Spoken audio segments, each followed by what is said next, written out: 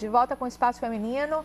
E antes da gente continuar aqui com o nosso bate-papo, eu quero que vocês vejam lá com o Douglas a massa, como ela já ficou depois de sovada, né, Douglas? Exatamente. Depois de todo o processo de sovagem, perfeitamente aqui a massa já pode ser aberta.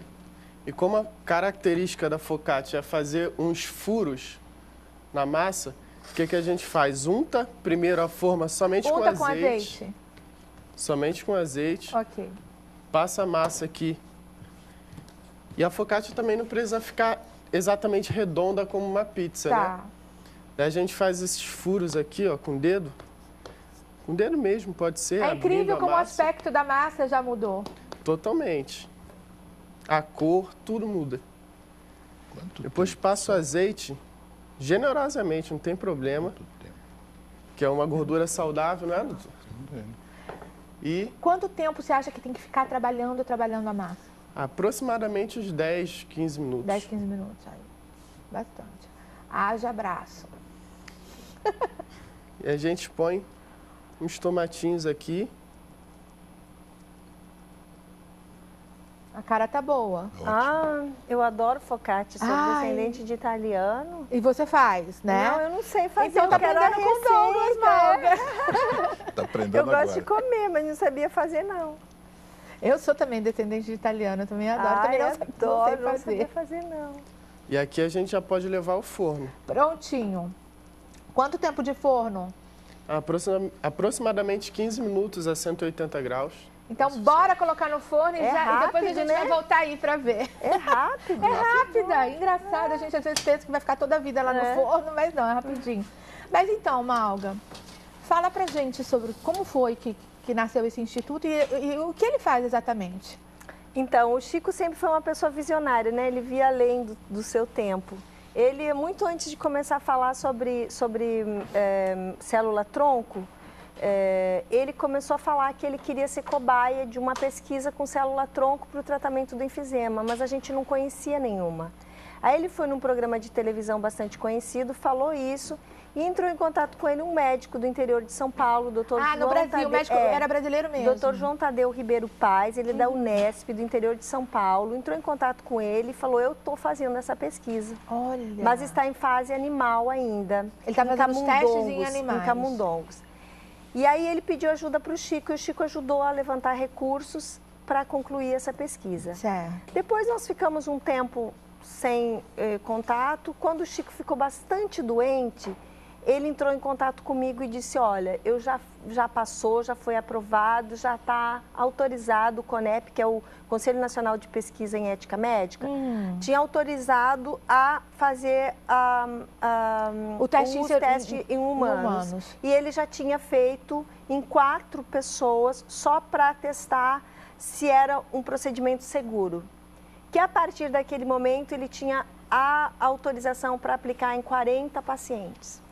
E o Chico estava muito mal no CTI. Ele estava muito mal no CTI, com 5% de chance de sobrevivência.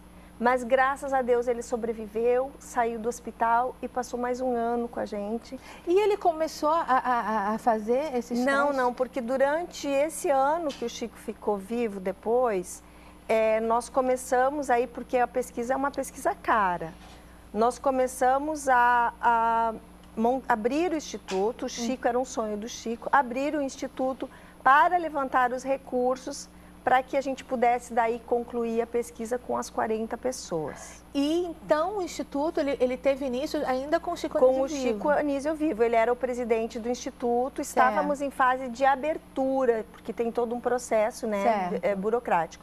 E aí foi quando ele adoeceu de novo. Aí ele adoeceu de novo, ficou mais 4 meses no hospital e ele veio a falecer. Aí quando ele faleceu, eu tive que refazer toda a documentação de novo, onde eu fiquei como presidente, abri o instituto e fui achando que até as pessoas comovidas pela perda do Chico poderiam se sensibilizar e apoiar. E eu não consegui apoio até hoje. Meu Deus. Eu estou correndo atrás sempre. Nós conseguimos através do CNPq, uma parte da verba que já foi autorizada para liberar uma parte dessa verba para o Instituto Chico Anísio, para que seja utilizada. para o tratamento, só que o dinheiro está lá, existe, mas não libera, já faz um ano. Abre-se uma conta para o Instituto. Existe a conta, já está aberta, esperando o CNPq depositar faz mais de um ano e esse dinheiro não entra. E nós temos uma lista de 40 pessoas que estão esperando para fazer o tratamento e dessas 40 pessoas... é esse tratamento desse médico que foi aprovado, é um tratamento novo. Então, nós conseguimos uma parte do dinheiro para fazer pelo menos em 10 pessoas. E a gente não faz... E aí, assim, a cada 3, 4 meses morre uma pessoa dessa lista. Oh, meu Deus. Olha a importância do espaço feminino aqui. E aí, as famílias em desespero, entram em pânico, entram em contato com a gente... E querem saber o dinheiro e não conseguem o dinheiro. E aí, assim, eu procuro as empresas. Aí é o seguinte, a cultura e o esporte no Brasil tem uma lei de incentivos fiscal. Eu trabalho com isso, eu sou projetista cultural, mas não tem uma lei para a saúde? Para a saúde não tem. Não existe nenhuma lei que tenha incentivo fiscal para a saúde. Então, você vai numa empresa... Inclusive, como eu trabalho como projetista cultural também, eu ia te perguntar, eu ia falar, Malga, não tem uma lei Rouanet da saúde? A Rouanet da saúde? Não existe. E aí... os empresários, eles preferem, claro, investir num projeto que tem incentivo fiscal. E, infelizmente, por causa da falta de espaço que a gente tem nos meios de comunicação e tal, a gente não tem uma facilidade de atingir as pessoas para que elas façam uma doação ao invés de um investimento. É porque não tem um incentivo, por uma questão humanitária, porque são 250 milhões de pessoas que sofrem pelo mundo afora, que vão morrer logo com essa doença, sem contar os que já têm a doença, mas que não foram diagnosticados, né, doutor? Isso. Porque como a gente estava conversando antes, ela demora a dar os sintomas. Tem médicos, inclusive, que quando não são muito experientes, eles até têm uma certa dificuldade de diagnosticar. Então, tem muita gente que já tem a doença, mas que não é diagnosticada, que não foi diagnosticada. Então, diagnosticados são 250 milhões no mundo. Então, uma doação de um valor ínfimo comparado ao que o governo gasta só para tratar os pacientes de DPOC, poderia concluir uma pesquisa que é a única alternativa de cura que a gente tem, porque é a pesquisa mais avançada no mundo para o tratamento da DPOC está aqui no Brasil, parada no interior de São Paulo. E o senhor, doutor, o senhor... Ele vai me corrigir daqui a pouco, aqui no ar. Ele não gosta que chame ele de Você.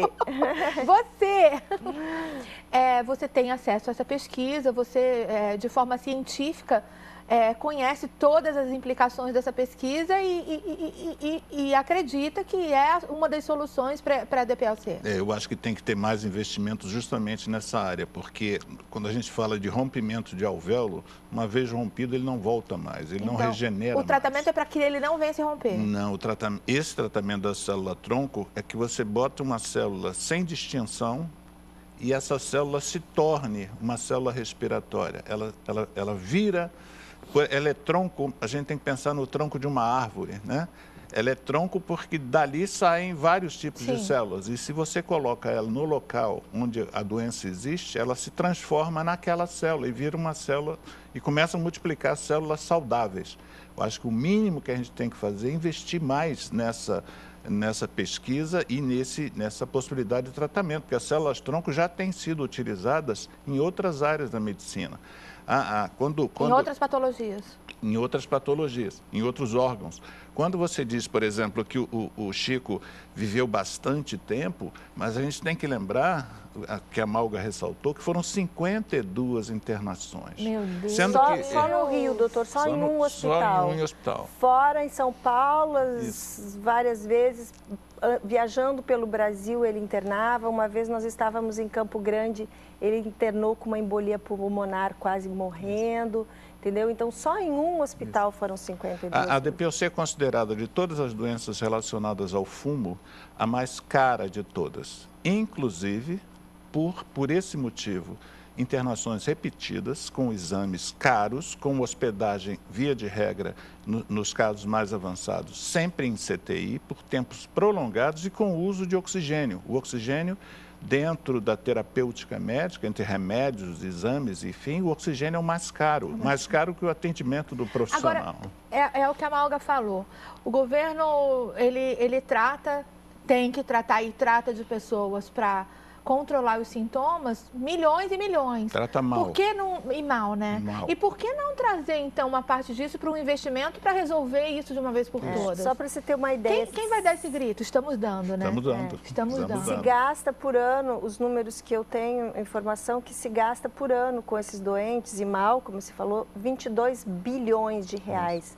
E nós só precisamos de R$1 milhão para concluir essa pesquisa. Vocês já tentaram fora? A gente tem alguns contatos com algumas ONGs fora e tal, mas é difícil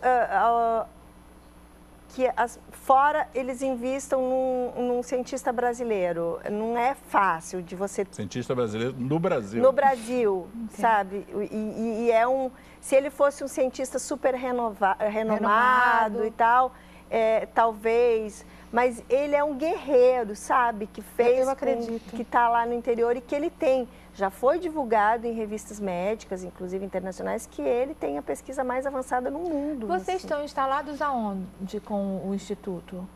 Minha amiga, nós estamos instalados na minha casa. Mas é muito bom. É muito bom as pessoas estarem ouvindo isso. Exatamente.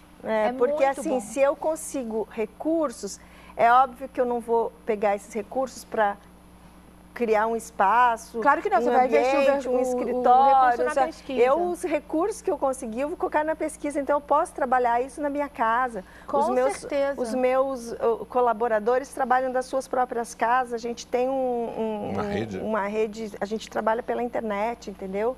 Então, funciona na minha casa mesmo. Eu espero que a gente possa estar sempre aí conectado com vocês, ajudando aí, participando dessa luta contra Adriana, esse mal tão... Deixa eu só te dizer o que essa doença afetou a cultura brasileira. O Chico Anísio, para mim, eu não sou especialista na área, mas para mim é o maior ator brasileiro, um indivíduo com mais de 200 personagens, 200 personagens diferentes. Eu acabo de perder um grande amigo, um amigo pessoal, chamado João Baldo Ribeiro, um imortal da Academia Brasileira de Letras, que morreu pela associação justa, semelhante à do Chico Anísio, de DPOC com embolia pulmonar.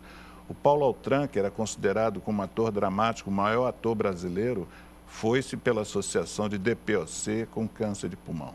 Vinícius de Moraes, o poetinha que escreveu Garota de Ipanema, entre outros milhares de grandes sucessos da nossa cultura, morreu de enfisema pulmonar, segundo, inclusive, a sua própria filha deu isso em depoimento gravado. Você tem uma série, o pai do nosso candidato que acaba de falecer, também. Eduardo Campos, Miguel Arraes morreu de DPOC. O candidato ao governo Garotinho, quando a gente estava fazendo um processo de ativismo na Câmara, eu fui em todos os gabinetes e parei no gabinete do Garotinho, falei com ele do nosso esforço para que a gente conscientize a questão do tabagismo. Ele falou, pode contar comigo, que meu pai morreu de DPOC e eu convivi com todo o sofrimento dele. E agora pode ter certeza que vocês também têm mais um aliado, que a gente vai estar aí junto, tentando conseguir mudar esse quadro e contando com as nossas orações também, que eu acho que Deus acima de tudo, né? Amém. Muito bom. A gente vai chamar agora uma dica para você, dica de saúde. Confere aí no seu vídeo. Está cada vez mais difícil manter a calma? Todo mundo vive dizendo que você é uma pessoa ansiosa? A ansiedade provoca uma bagunça nas emoções e, de quebra, ainda reflete na saúde. Mas existem tratamentos e terapias para controlar a ansiedade. Mas sabia que a alimentação também pode ajudar a domar este furacão interno? Conheça nesta dica alguns alimentos campeões para aquietar a mente. Frutas cítricas, como laranja e limão. Estudos comprovam que a vitamina C presente nas frutas cítricas diminui a secreção de cortisol, hormônio liberado pela glândula adrenal em resposta aos estresses e à ansiedade e responsável por transmitir a notícia de estresse para todas as partes do corpo. Seu consumo promove o bom funcionamento do sistema nervoso e aumenta a sensação de bem-estar. Outra boa opção é a banana. Um estudo feito por pesquisadores do Instituto de Pesquisas de Alimentos e Nutrição das Filipinas comprovou que esta fruta ajuda no combate à depressão e alivia os sintomas da ansiedade. Não esqueça que seu corpo será o que você come. Esta é uma dica do Espaço Feminino. Olha, a gente está aqui com a nossa focaccia para experimentar e não tem como eu não trazer a Malga e o doutor Alexandre para a gente provar junto isso aqui. Olha a cara disso, Malga. Uau! Vamos lá, então, Douglas, parte para a gente poder ver como é que ficou essa delícia. Tá bonita, não tá? Tá. E é macio, hein? E é macia. Doutor Alexandre, fala sobre o dia 9. Isso, o dia da lei municipal é 19 de setembro. É o primeiro... É 9 de setembro, sempre vai ser... 19 de setembro. 19, Que é entendi, o dia 19. que nasceu o professor Rosenberg, que é um luminar na minha área. Então, todo dia 19 de setembro, o Rio de Janeiro, dentro do calendário oficial da cidade, vai poder discutir esse tema. Olha, isso também foi algo muito positivo. O vereador né? Carlos Eduardo é quem apresentou o projeto e a gente acaba de Nossa, tê-lo muito sancionado. obrigada a ele, né? Muito obrigado a ele. E vamos nos programar para trazer vocês aqui também para falar dentro Da data. perto da data. Vem para cá, gente. Vamos experimentar isso. Olha, eu temperei um pouquinho do azeite com alecrim. o alecrimzinho para vocês poderem pegar o pão, molharem ali. Gente, à vontade. vamos. Vamos molhar um pouquinho. Eu amo azeite. Esse veio da Itália também, o azeite.